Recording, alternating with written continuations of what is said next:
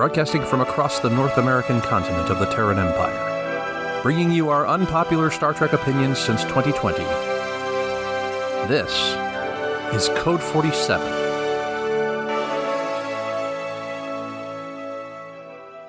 And we are back for episode 48 of 47, the Code 47 podcast here on the Secret Friends Unite podcasting network. I am your host, the Trek Lord of West Michigan, captain of the USS Grand Petoskey Starfleet International Fan Club, Charlie Carden. Here as always with my transporter combination co-host, Erin. We're concubines. Oh, okay. Yeah. To each other or to... Okay, then we don't need to talk about that. To you. Erin is basically Brundlefly, right? Oh, gross. Well, don't puke on anything. But anyway, how are we doing on this sunny Sunday? At least, okay, it's sunny where I am. I guess it's always sunny in Grand Rapids. No, that's also not true. But anyway, how's everybody doing? I have a award-winning headache that's being managed by ibuprofen. I thought you were going to tell me you have an award-winning head, because when I look behind you, you have you have 2/3 of Worf's head, one to the left, one to the right. So it's an award-winning head. You need to just keep doing that the whole episode. Just keep moving back and forth very gently. Whoa. See, if I wouldn't have grabbed this pillow to sit on, right, I would be doing that. That's the shifter, exactly. So, well, good. Well, we're back, and as usual, we have our three-ring circus. We have segment one where we're talking about... I'm also doing well, Charlie. I was about to say, Rich, you sound... 1,000 times better than last week. I apologize. I thought I gave you a window when you didn't take it. I thought you were being a conscientious objector and just like... I was letting other people speak. Well, that's like when I said it's time to record and you said, "Oh, we're waiting on you." You guys. Rich recovering from the Tarofkin virus that he had last week. It's not coronavirus. It's not coronavirus. Just a general creeping crud of some sort. Creeping crud. So anyway, our three-ring circus. In segment one, we talk about new programming, which would be Lower Decks. Segment two, we talk about a legacy episode that has some cultural impact. We wrap up with the news, and then we're on down the road. So without further delay, let's get started talking about Lower Decks. Mugatu Gumatu, episode 4, season 2. I have an idea. Okay, I'm open to it, please. Okay, so can we just pick out and take turns something really crappy about the episode and talk about it, and then the next person be like, I see your whatever, and raise you A, and then talk about something worse. So it becomes a poker game, a race to the bottom. Yeah, let's do it. Okay. Then since it's your idea, you get to start. Okay, I'm going to start with I'm going to start easy with the mildest bad part, which was the language. There were 4 asses, 1 shit, and 1 fuck. Bleeped. Mostly bleeped? Not the asses. Only the F was bleeped, I think. And the shit was bleeped, because I remember that, because it was. I watched it again this morning. It was right at the end, and it was the cat doctor, which, if I sneak in something positive, I did for a second week in a row enjoy Dr. Tana, the cat doctor. At that point, I was so disgusted with the episode that I didn't enjoy the cat doctor. You couldn't have given me anything. Yeah, I was like, this is awful and cheap. Okay. I will go next. Okay. Because I'm going to pick a low-hanging fruit, but maybe not as low-hanging. This episode was obviously all about the Mugato, which is a creature from the original series. In this, we saw doggy style and missionary Mugatu sex. Obviously somewhat out of frame or in a corner frame. And then he saw a third one who liked to watch the two of them do it while he stroked his own horn. Absolutely the worst thing I have ever seen that stuck its name to Star Trek. It was what I am not afraid to say, the lowest, taking the low road to the bottom for the show. I can't believe that they did this. Yeah, I think it could be the worst thing that they've done in this series yet. I was totally grossed out. The most fun part about this was, given the first 4 episodes, and I had my daughter on last week or the week before. Right, yeah. I watched this with her. And mind you, you can call me a bad parent for watching something TV-14 with my child, but I've seen the show before, and it's never done anything like this. No. This was a quantum leap. No offense to Scott Bakula, Captain Archer, in the wrong direction for this show. It was just. I mean, frankly, you know what? This is my last resort. This is the last thing I'm going to say about it. Rich, you can continue talking, and then we can move on because, I was just they really bottomed out with this. This was a bad segment of this deal. I was holding my breath, hoping my daughter, who's 7, would not ask me what they were doing. And I knew that if mommy was suddenly like, oh, I'm going to hit pause really quick and be like, oh, we got to go do something else. She's not stupid. She'll pick up that something bad was going on. So I had to call it like, do I just let this ride out? This is definitely like television. It can't get too bad. And hopefully she won't notice if it's short, which was the case. And then I promptly told Rich, whose son was supposed to be on the show, do not let your son watch this show. Mm-mm. And again, Miles is a few years older, but still, it doesn't matter. 10. He's 10. This exactly. is 10-year-old category. And so this is absolutely content. 15, 16-year-old potty humor that, like, I mean, my son is a special case because he's kind of different acting, and he's not into this kind of stuff. But this is something that I could have watched at 15 and 16. Of course, our generation was very different about that kind of stuff, and probably just been like, and it would have warped me because we grew up in the 80s. We were warped anyway. It was kind of hard to avoid. But hey, Rich, oh my God, yeah. Will you please flip out about this now? Yeah, it's your turn. It's your turn, and then I'm making a captain's prerogative. Then we're moving on because otherwise I'm not going to say beating anything. We're just Rich. You go. You go, please. So, Charlie, first of all, I want to point out that you think that this is the lowest possible thing that's ever put its name on Star Trek, and we watched the entire animated series. I just want to bring that up. We watched the whole animated series. None of it was as bad as where this is going. Offensive. I would say, I guess I was more referring to it being offensive as opposed to poor quality, even though the two really are kind of intermarried in this instance. But yes, please. Cheap, like bathroom type humor. It's on the level of that. Exactly.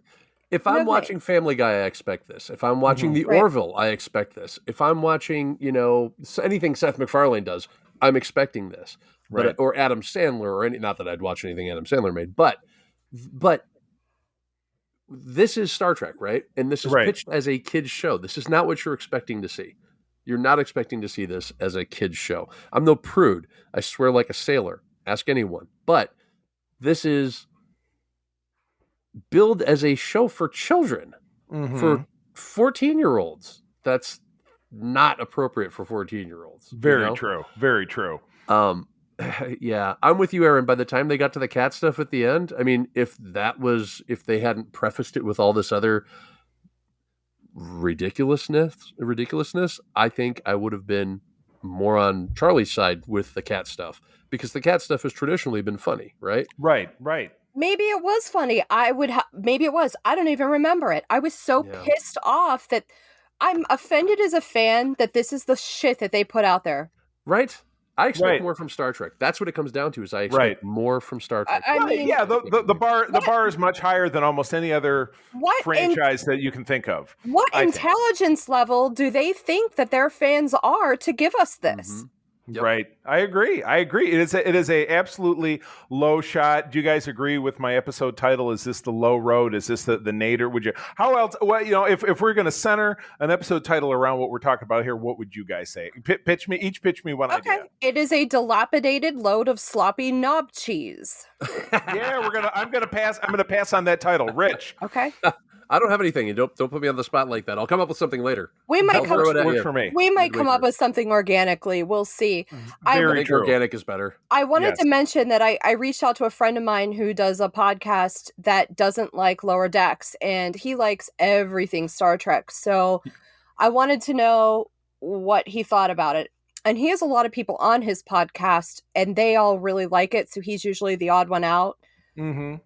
And he said, please come on it. I need somebody to be on team I hate Lower Decks. Somebody be on my side. Then he sent me his rating of these first 4 episodes, and he gave this one 5 out of 10, and the other ones are like 1 out of 10, 2 out of 10. Right. So I think maybe this disgusting stuff does something for somebody that already thinks it's terrible and they think it's an improvement. I do not. I already didn't like the show, and they didn't do themselves any favors to getting me to warm up to it eventually. This was a piece of garbage. Yeah. No, I don't. Well, you've only got 6 episodes left, so let's hope if this is the bottom that the climb back up.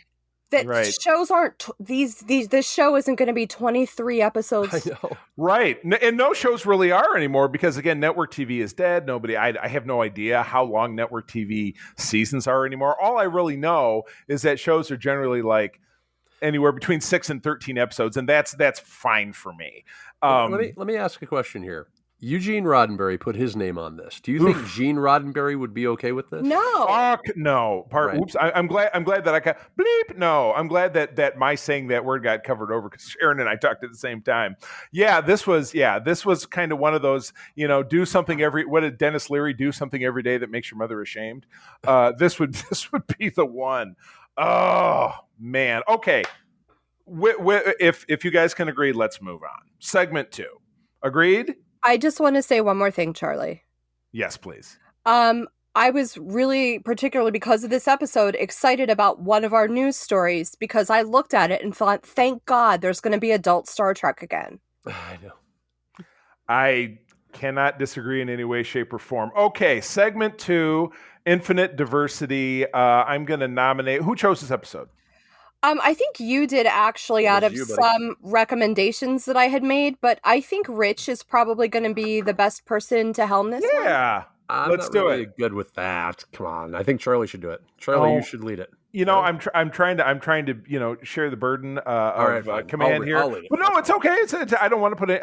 I put you on the spot a minute ago. I don't want to do it twice. So you decide. You decide. Okay, very good. I'll do it. Take it away. So DS9 Season 4, Episode 16, Bar Association, and it's all about Rom and the other employees of Quark's forming a union against Quark's unfair labor practices, and then they end up going on strike, and it's all about like their struggle to get better treatment. And yeah, so now I can't do this like Erin does it because I didn't think of any questions or anything like that. I wasn't thinking about that. That's okay. Justin, do you want me to pitch you some questions? Question number 1. No, I don't think you should pitch us questions, but I think maybe it would be helpful if we all just maybe talked about how what we know about unions translates to this episode. Right. Well, no, I'm from Detroit. Which is famous for the auto industry. Obviously, unions were a massive part of that and still are to this day. Mm-hmm.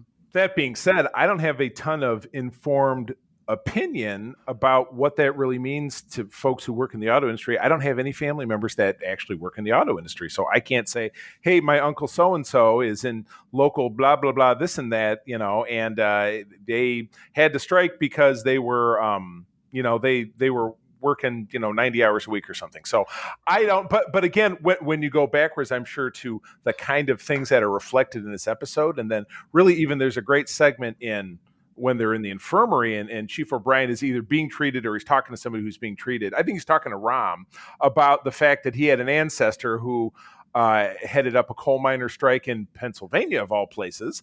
In the 18th century. In the end of it, he won the strike, but then his bullet-riddled body was found in the river a week later. I think it really speaks to what unions can accomplish. I don't know, in my experience, anytime I hear about something union related, when it talks to the auto industry, it just means the price of your cars are going up. And I hear horror stories about how. Well, I think you hear that because that's what the media wants you to hear. The media, yes, okay, because they're being paid by the people that own these companies and have a stake in it. So that seems fair. That seems fair. You get this information so that you think, oh, unions are bad. It's going to make my prices go up, when that might not actually be the case. That's true. And if to your point, you're right. I don't really have anything to base that on. What I do have to base on is that, living in this state, like, oh, my uncle, this and that, you're talking to a friend or a coworker, or whatever it is, have heard horror stories about the just absolute gross abuse of, hey, I clocked in, I went to the bar, and then I went to the bar for half my shift. I came back, I worked, and then I clocked out. Or my uncle would clock in, and he had a little antenna TV in the rafters of the factory he worked at. He would clock in and watch TV for 8 hours.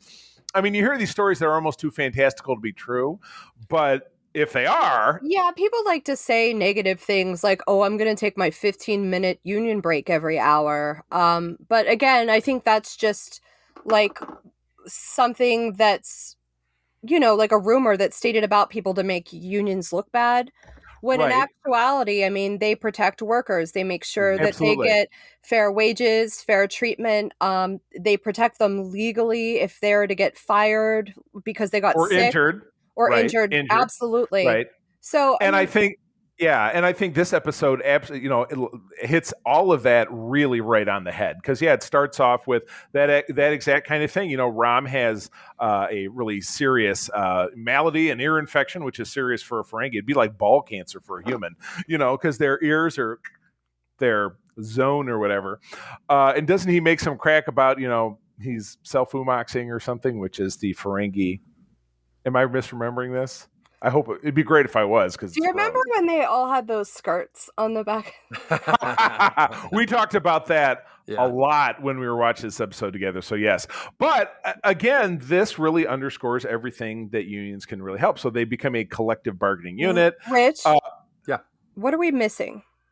Well, I think what we're really missing here is that this actually is kind of informs even now what's going on, especially in the U.S., with what everybody seems to think of as a labor shortage, but it's actually a strike. People don't want to be paid shit wages to do a shit job. True. Very true. I mean, if it's all the people that are working in like a McDonald's or a Hardee's or whatever. Yeah, kind of walking out. They're walking out because they have an opportunity for a better job. You have the largest grocery chain in the world, which is a German-based company in the United States that starts everybody out at $15 an hour, and they have been doing so for the past few years, and that's Aldi. Right. So. And they probably keep people employed for that exact reason. They do, and it keeps them happy. So is it hurting their profits, Erin? No, it doesn't hurt their profits. They sell stuff dirt cheap. It is interesting, but do you know why? Because this is a European company. They're German. Well, again, something that can hurt a company's profits, I would imagine, and again, I'm no master economist, is that when you pay people shit wages and then they quit, and then you have to replace them at someone else who is maybe even less talented at flipping burgers or even maybe doing something menial, they quit, and then you bring on somebody new and they quit, and you're training and you're wasting time, and I've gone up to I've gone to a restaurant, even a restaurant in a town I'm passing through, and they had to close down because so many people called in sick and they have no backup. That kind of thing is going to happen when you don't compensate people who want to do the work because they're making a living wage. What it really comes down to is these larger corporations that own these smaller businesses like McDonald's and Hardee's and even like factories and that sort of stuff. That some of these factories, especially in my area, are hiring people for like $12.70 an hour. Meanwhile, at McDonald's you can get $15 an hour to flip burgers, right? Which no problem with that. I have no problem with that. A lot of people will have a problem. I don't either. People say really rude things about it, like it's a job for teenagers. And a year ago, you were saying, "Oh, you guys are heroes because you're still keeping us fed." Right. And now we're getting back to condescending people and right, yeah. Pick a lane, right? Pick a story and stick to it. But the thing is that these corporations, their multiple billions of dollars are born on the backs of people that are making slave wages. Yeah. Right. What are equatable to slave wages now. So unions would help these folks. Unions would help them. And I'm not going to say that unions are always good because like you said, someone ends up in in Miles O'Brien's story, his ancestor ends up with a bullet riddled body. Right. But And I'm sure that happens. I know that happens. However, being able to unite these workers so that I'm not saying they should seize the means of production, although might be something that I believe, but seizing the means of production is not something that I'm even advocating for in this particular scenario. I'm just saying allowing them to, have breaks when they need a break, allowing them to work a reasonable amount of time, allowing them to get paid a reasonable wage. And treat people good enough so that they don't resort to having to go on strike. Right, exactly. Right. And I'm not even talking about smaller corporations. Like my wife owns a business. I'm not talking about her. I'm talking about these giant businesses, these giant corporations that are making billions upon billions of dollars, hand over fist. Their lowest rung of people should not be in the poorhouse. Walmart's lowest rung of people should not be in the poorhouse. Absolutely great example. Yeah, Walmart comes to mind. McDonald's comes to mind. Amazon. Oh God, Amazon. My son is working at an Amazon warehouse, and again, it kind of fits the bill for him because he doesn't, he hasn't pursued his education. He doesn't have a trade skill at this time. But again, during the peak of Corona, where were some of the stories coming out of Amazon warehouses of how that was being transmitted around, people who were stacked on top of each other like cordwood with no PPE, no way to avoid it. But again, they're trying to make a wage, not even a living wage, so they can support themselves, support their families, find different ways to make ends meet. The owner of one of these said companies has so much wealth and so much money that he's making fun rockets to shoot into space. Right. So you got somebody who's got more money than any human being could spend in a lifetime. He can just play with gigantic toys that no one could ever afford when he could take that giant money. Wiener rockets too. Right. And he could take that money of his own money and just decide to pay people more. Have a sustainable workforce, exactly. Give people a living wage and give them a chance to, but instead of have life. Doing that, we're going to, these people are going to look good by giving some of their money to what they call philanthropic things, when just giving like the people that are working for you, slaving for you, because I've heard about some of these conditions at the Amazon warehouses and it's horrible. Yep. Pay them a little bit more money, treat them better, quit playing with fucking rockets. You know what? You have enough money, you can do both. Yeah, exactly. I don't disagree. Why couldn't you do both? I mean, that's the thing that kills me is it doesn't take that much, right? Yeah. I mean, how much people talk about how the McDonald's cheeseburger is going to go up 3 cents or 5 cents. I will gladly pay that extra. I don't know. I'll pay. I would pay 10 cents more. 10 cents. Do that math for people to have a little bit of dignity. Hell yeah. And if you don't think that way, I'm sorry. I think that you might be a bit of an asshole. You're absolutely part of the problem if that's really how you think. Right. I don't disagree. Well, I have to disagree a little bit. And the reason being, I saw a Facebook post by someone that I know is, just from a different walk of life than I am. Yeah. Different race, different upbringing. And their whole post was complaining that McDonald's prices are out of control, because they bought 2 meals and it cost them $19. And this is a person who, that's $20 is a lot to them. So, compared to what they're used to. So I think maybe the demographic of who they're targeting is going to stop eating there. Right. If they keep this up too. So I'm not defending anything, but I'm just saying that's also something to think about. Now, I know that they're raising their prices to make a point. They don't have to. Mm-hmm. They're going to raise their prices anyway. It's never right. I mean, if you look at 5 years ago versus now, they've raised their prices. Well, I was going to say, even if you look at it, this was something a friend of mine pointed out who lives on the West Coast, that there's a website out there that's like a Big Mac calculator that you can punch in where you live, and it tells you what a Big Mac will cost, and it varies across the country and probably around the globe based on certain factors that are actually legitimate, material costs, how much is a pound of meat or pink slime or whatever the hell they make those burgers out of. And again, I don't eat there at all because I find it horrifying. But don't they get them from the same place? Well, but transport costs and whatever it is. And so and prices are different. Obviously, cost of living varies all over this country, all over the world, whatever it is.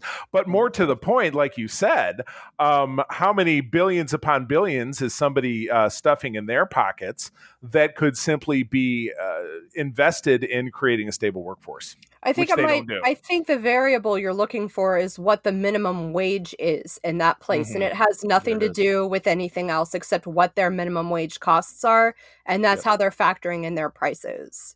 Right. Because that's what they think about. They think about what's the biggest expense, and the biggest expense for them is not what they're putting out, it's labor. What they're paying people. Right, Absolutely. Exactly. The guy that got ahead and flip it. So anyway, to wrap this up and put a bow on it, other thoughts about the episode that really kind of sparked your imagination? Anything Star Trek related that you really dug about this? I thought the subplot with Worf was kind of cool. I thought it was some good character moments for him.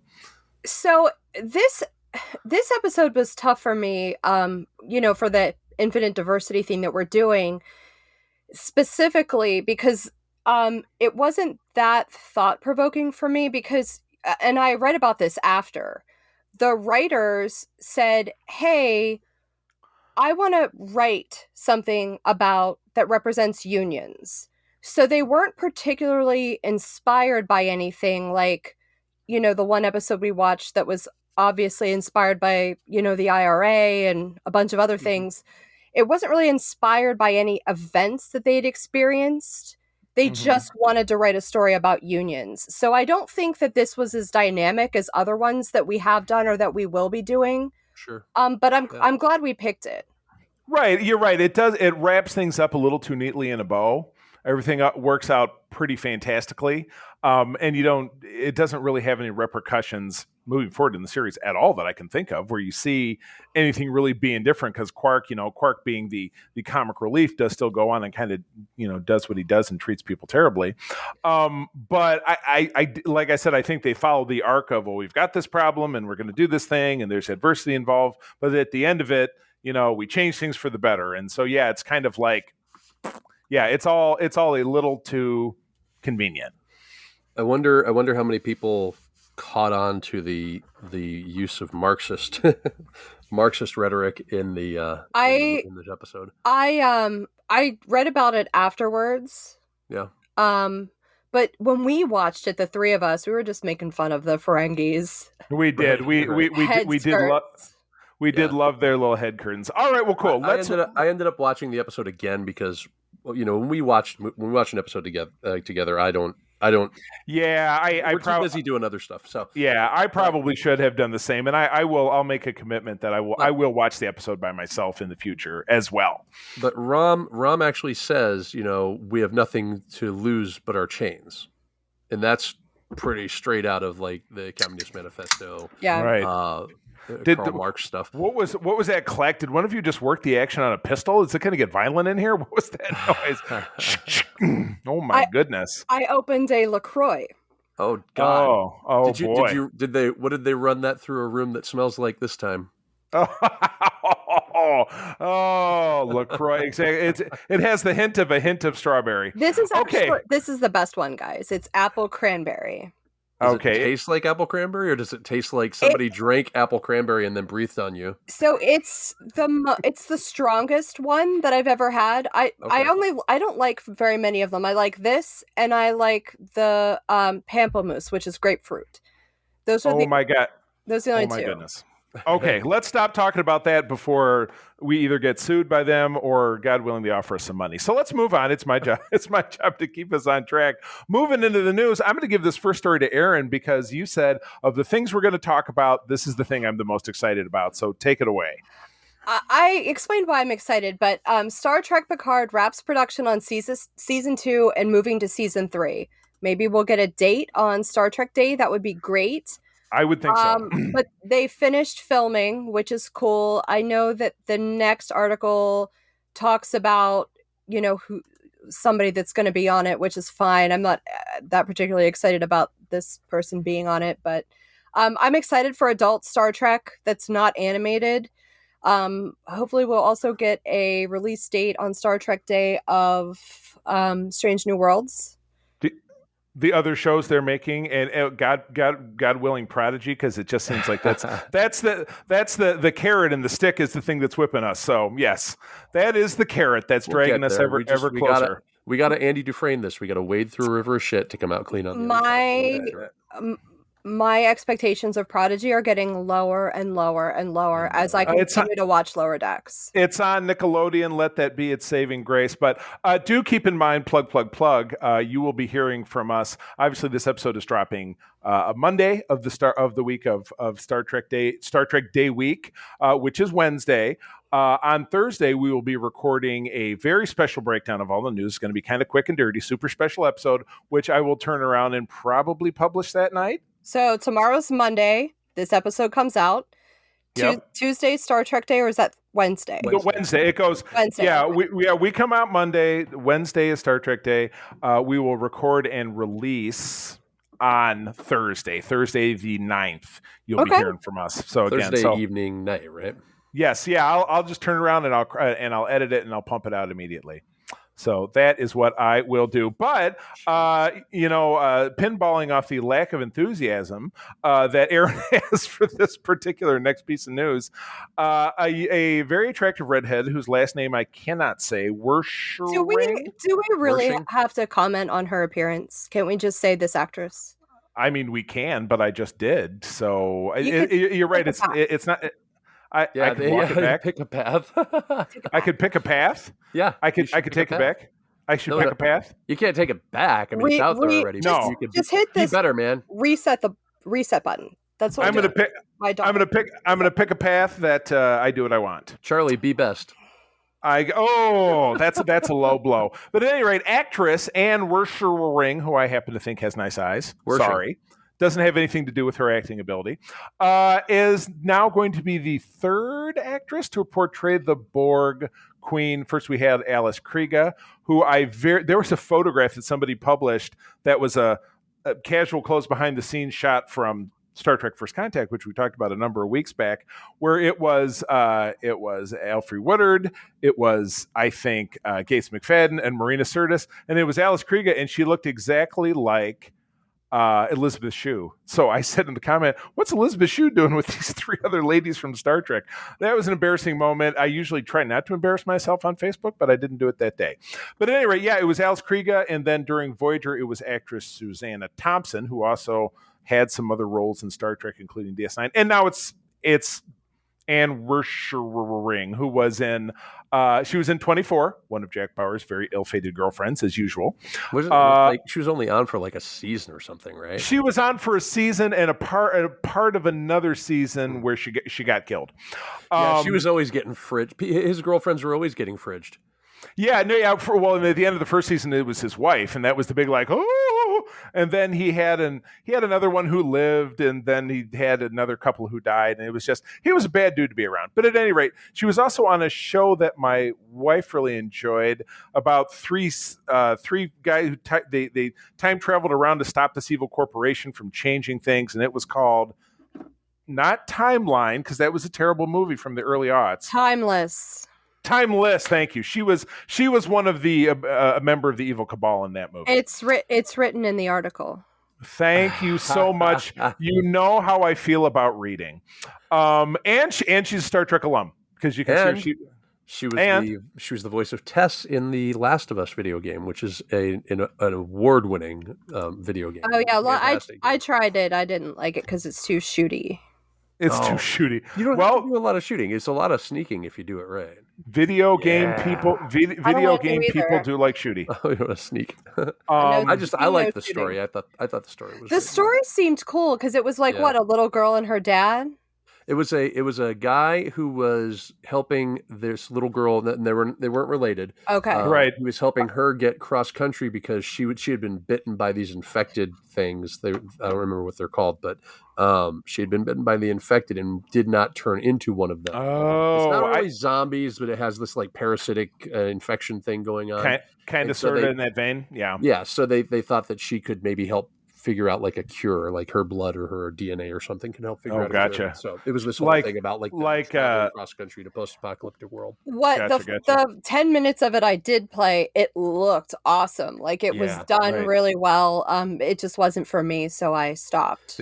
The second one looks even better, honestly. Yeah, but it's going to be more sneaking and shooting. So you guys, you all right. You guys know how I feel about video games, so only the Lego ones, right? Only the Lego ones. So yeah, and then apparently I didn't really key into this, but there was a tweet some weeks at the beginning of, that just happened, that there was part of the promo art is a queen playing card dissolving. So apparently this was hiding in plain sight the whole time. So regardless, I always enjoyed the Borg Queen character, one of my favorite kind of Star Trek. And this actress was on Enterprise, which I literally just said that.